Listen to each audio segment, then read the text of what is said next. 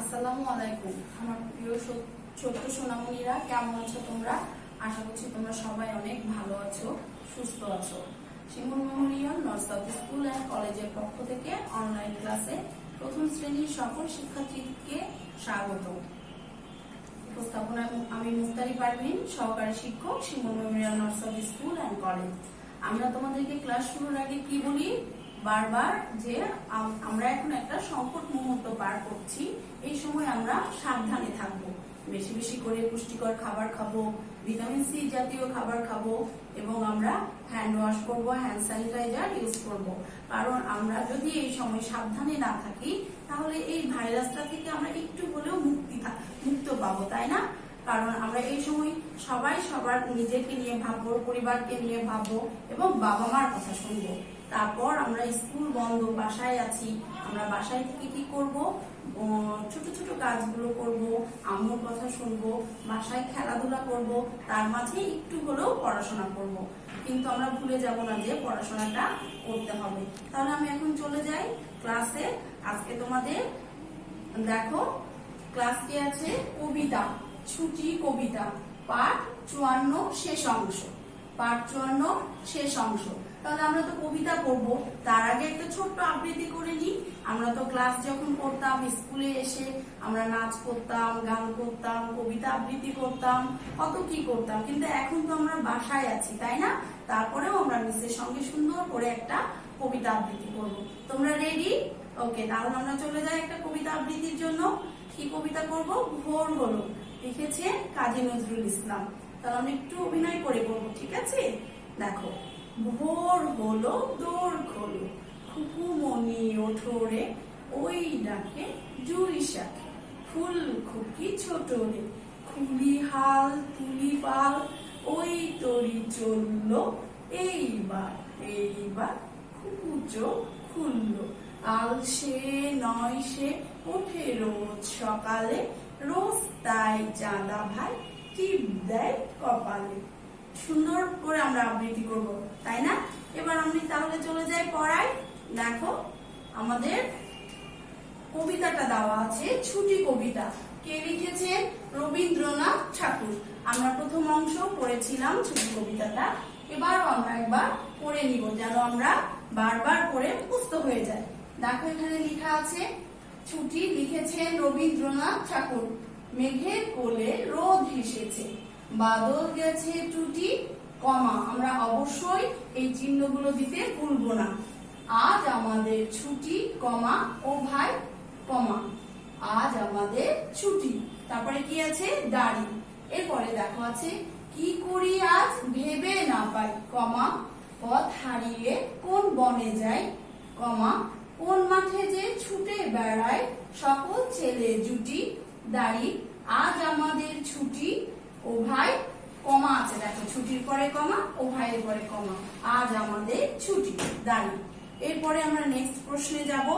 1 নম্বর প্রশ্ন দেখো আছে বিপরীত শব্দ পড়ি। আমরা বিপরীত শব্দগুলো সুন্দর করে পড়ে নিব। ভাই শব্দের অর্থ কি? বোন। ভাই শব্দের অর্থ বোন। আজ, আজ শব্দের বিপরীত শব্দ কি? কাল। আজ শব্দের বিপরীত কি? কাল। ভাই শব্দের বিপরীত কি? বোন। মাঠ শব্দের বিপরীত ঘাট। রোদ শব্দের বিপরীত বৃষ্টি।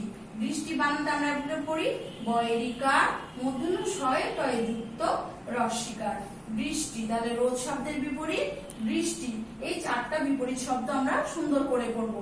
ভাই, আজ, মাঠ, রোদ। আমাদের 1 নম্বর প্রশ্ন পড়া কমপ্লিট। আমরা তো পারবো, তাই না? আমার কাছে সুন্দর করে পড়বো, ফিডব্যাকেও আমরা কিন্তু লিখতে হবে আমাদেরকে। তাহলে আমরা চলে যাই নেক্সট প্রশ্নে। 2 নম্বর প্রশ্ন আমরা বোর্ডে পড়বো। দেখো 2 নম্বর প্রশ্নে কি আছে? এলোমেলো বর্ণগুলো সাজিয়ে শব্দ তৈরি করি। আমরা এলোমেলো শব্দগুলো আমরা সাজাবো, বর্ণগুলো সাজাবো, দিয়ে একটা শব্দ পাবো। দেখো এখানে আছে হারিয়ে, এলোমেলো করে দেওয়া আছে এটা কিন্তু। হয়ে আকার, রয় রস্বীকার, অন্তস্তয়ে একার, হারিয়ে। তাহলে আমরা কি পেলাম? এলোমেলো বর্ণগুলো সাজিয়ে হারিয়ে শব্দ পেলাম। এরপরে দেখো আর একটা আছে আমাদের।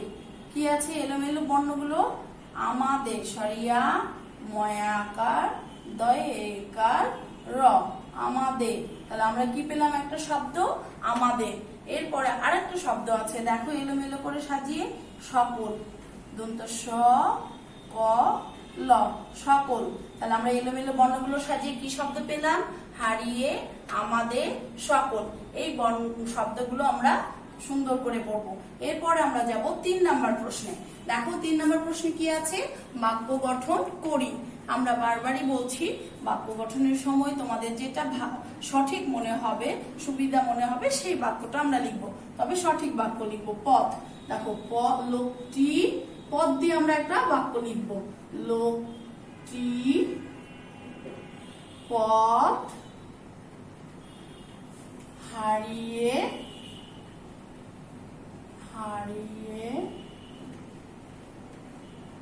ফেলেছে। লোকটি পথ হারিয়ে ফেলেছে। এই যে আমরা একটা বাক্য লিখলাম, এরপরে অবশ্যই দাঁড়িয়ে দিব। তাহলে কি? লোকটি পথ হারিয়ে ফেলেছে। এই পথ শব্দটা দেখো এখানে আছে। বাক্য গঠন করার সময় যে শব্দ দিয়ে বাক্য গঠন করব, সেই শব্দটা বাক্যের মধ্যে থাকতে হবে। এরপরে নেক্সট দেখো আছে মাঠ। মাঠ শব্দ দিয়ে আমরা একটা বাক্য করব। কি? আমরা মাঠে তো খেলাধুলা করি, তাই না? ছেলেরা, তাহলে আমরা মাঠ দিয়ে করবো আমরা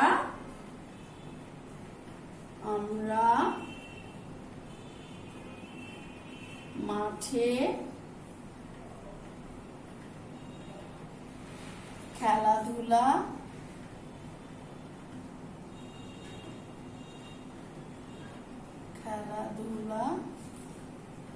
করি। তাহলে কি লিখলাম? আমরা মাঠে খেলাধুলা করি। এরপরে কি দিয়েছি? দাড়ি। আমরা দাড়িটা দিতে কেউ ভুলবো না। এরপরে দেখো আছে বন। তাহলে বন দিয়ে একটা বাক্য লিখি। আমরা এর আগেও শিখেছি বন দিয়ে বাক্য। বনটি বড়। আজকে আমরা অন্য একটা বাক্য লিখবো, কারণ আমরা সবাই পারি এগুলো, তাই না? তাহলে কি লিখবো? বনে বাঘ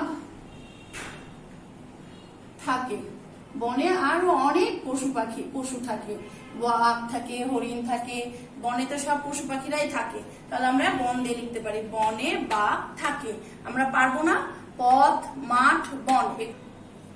ওকে ছোট্ট সোনামণিরা, দেখো আমরা বাক্যগুলো লিখেছি। এইখানে কিন্তু আমাদের বিভিন্ন বর্ণ আছে, অর্ধমাত্রার বর্ণ, পূর্ণমাত্রার বর্ণ।